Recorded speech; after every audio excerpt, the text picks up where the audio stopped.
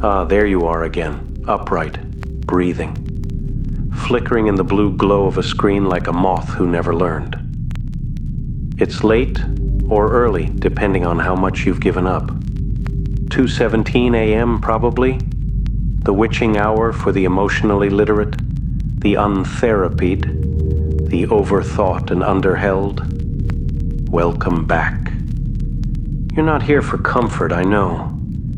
You're not searching for peace or clarity or any other vinyl sticker word that gets slapped across throw pillows.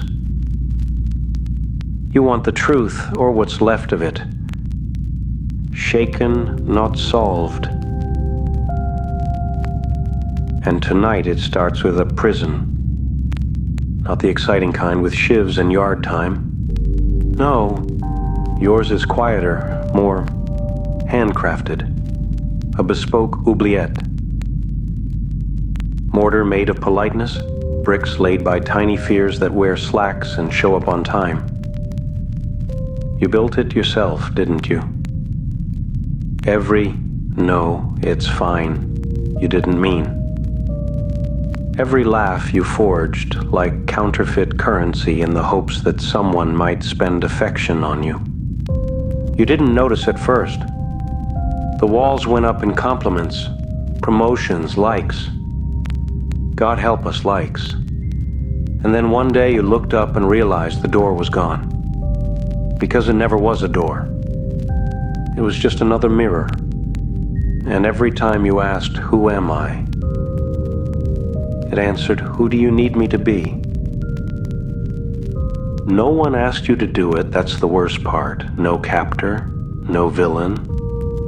You volunteered your authenticity like a kidney, and no one even said thank you. You bartered your own face for the approval of people who don't remember your birthday.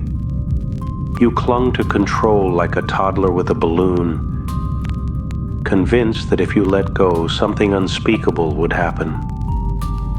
And you were right. The unspeakable happened. Nothing. Nothing happened.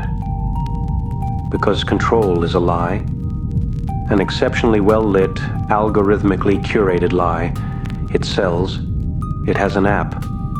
But it does not hold. Control is the adult version of a blankie, and you, my dear, are choking on the lint. But you keep tightening your grip. You rearrange the furniture, the career, the romantic partner, the diet, kale and cortisol, spreadsheeted serenity, all in the name of order, as if symmetry ever saved anyone, as if your inbox being at 0 will stop death. Have you noticed? The more you try to control, the less anything feels real. You're living on pause, preparing. For what? For whom? The applause you imagine doesn't come. Not really. It's the sound of your own hands clapping into a void. And still, you keep rehearsing. Maybe you have a nice life, a stable one that looks perfect from across the digital street. So why then, in the silt of night, do you feel that ache, that void? It's not depression. It's not even loneliness. It's recognition. The dim horror that what you have is not yours. That you've been living someone else's idea of a good time. Success borrowed like shoes that don't fit, but look great in pictures. You've been haunted by your own potential, haven't you? That version of you who moves without flinching, who speaks without adjusting the volume for nearby egos, who wears their flaws like a uniform and dares someone to comment. That person is real. Or was. Before the pruning, before the slow erosion of compliance. They told you that detachment meant indifference, that to let go was to be lazy, cold, nihilistic. They were wrong. Detachment is not giving up. It is giving in. to the humbling fact that you control almost nothing and yet you exist. It is freedom with dirt under its nails. You're terrified of letting go because you fear you'll vanish, that without the performative control, the curated self, there will be nothing left. But that's the con. That's the gag. You are not the mask. You are the face trying to breathe beneath it. All that control, that need to please, that low-grade panic you mistake for ambition, it's the residue of fear. Fear of being left out, called out, found out. Fear that if you ever once exhaled fully, everything would fall apart. And maybe it would. Maybe the house would fall, and the job would crumble, and the friends would flake. And maybe then finally, you'd be free. You say you want to find yourself, but the self you want is not hiding behind affirmations or expensive notebooks. It's underneath the parts you're scared to drop, the opinions you fake, the truths you dilute until they're palatable, the smile that doesn't reach your eyes. Who would you be if no one were watching? What would you say if no one could reply? What would you wear if you weren't modeling aspiration? What would you become if you stopped asking permission? You already know the answers, you just don't like them. Because they cost. Maybe everything you've built was for someone else. Maybe you've climbed a ladder, leaned against the wrong wall. Maybe the version of success you bought into was designed for someone who dies inside a little slower than you do. Let it burn, not because fire is romantic, but because ash makes rich soil. Montaigne said detachment was the key to freedom, from a tower no less. Imagine the luxury of looking down and seeing how little all this mattered.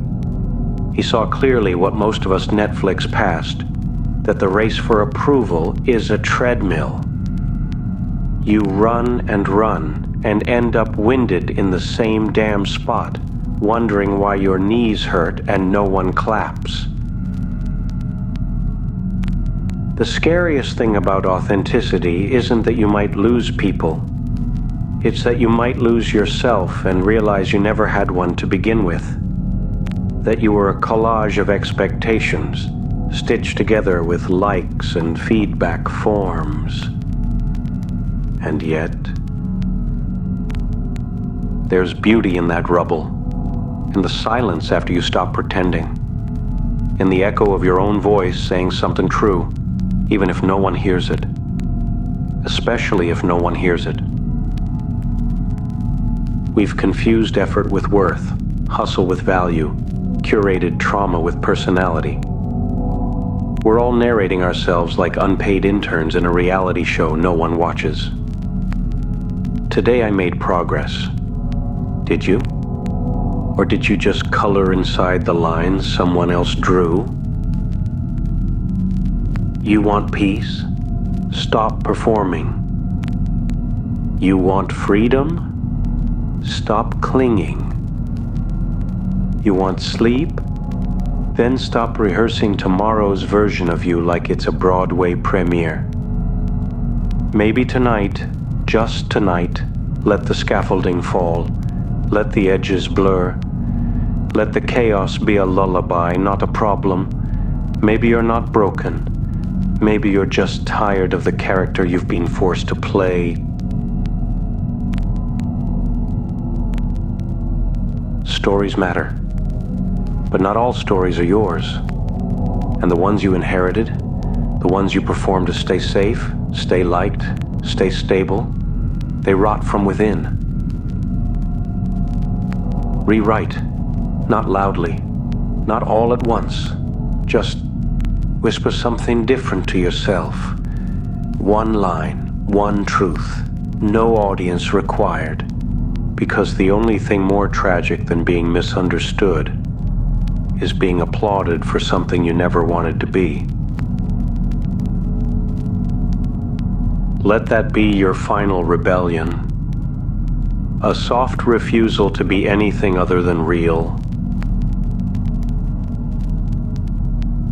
Close your eyes, not because it helps, but because it's the only place left where the world doesn't look back.